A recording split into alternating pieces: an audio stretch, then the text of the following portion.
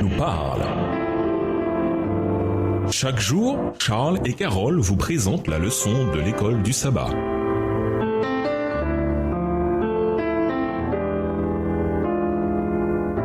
Bienvenue à votre émission. Dieu nous parle. Voilà la leçon de mercredi. La sainteté est la loi de Dieu. Nous savons que Dieu nous appelle à garder sa loi.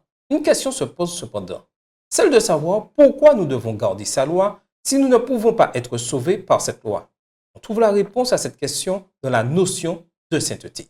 Lisons Romains 7, le verset 12 et 1 Timothée 1, le verset 8. Quels attributs Paul mentionne-t-il pour décrire la loi?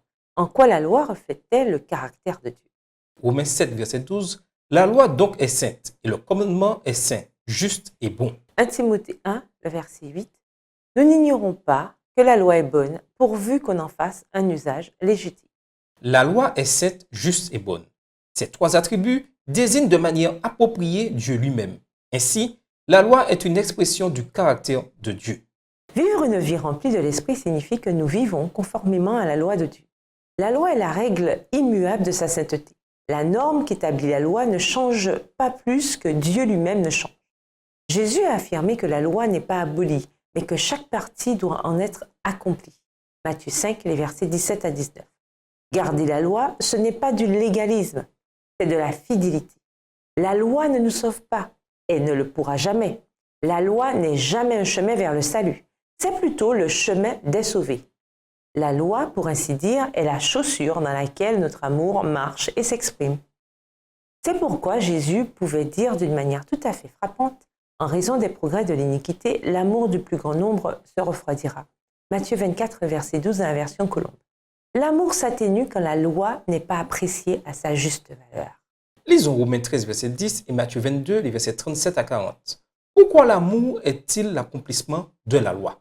Romains 13, verset 10. L'amour ne fait point de mal au prochain. L'amour est donc l'accomplissement de la loi. Matthieu 22, les versets 37 à 40. Jésus lui répondit, tu aimeras le Seigneur ton Dieu de tout ton cœur, de toute ton âme et de toute ta pensée. C'est le premier et le plus grand commandement.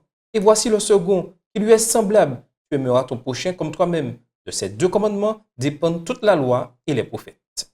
Tandis que la règle et la norme de la sainteté, c'est la loi de Dieu, le cœur de sa sainteté, c'est l'amour. L'amour est la réponse au plan du salut de Dieu et il se manifeste dans la fidélité. On ne peut pas être un bon disciple de Jésus sans être un observateur consciencieux et aimant de la loi. Il est possible de garder la lettre de la loi sans amour, mais en revanche, il n'est pas possible de faire preuve d'un véritable amour sans garder la loi. Le véritable amour désire être fidèle. L'amour n'abolit pas la loi, il l'accomplit. Pourquoi la loi est-elle une expression de l'amour de Dieu envers nous? En quoi l'amour et l'obéissance sont-ils liés? Et nous vous laissons avec la question du jour. À quand remonte la dernière fois où vous avez entendu le murmure doux et léger de Dieu? Au revoir. Et à demain si Dieu veut. Dieu nous parle. Chaque jour, Charles et Carole vous présentent la leçon de l'école du sabbat.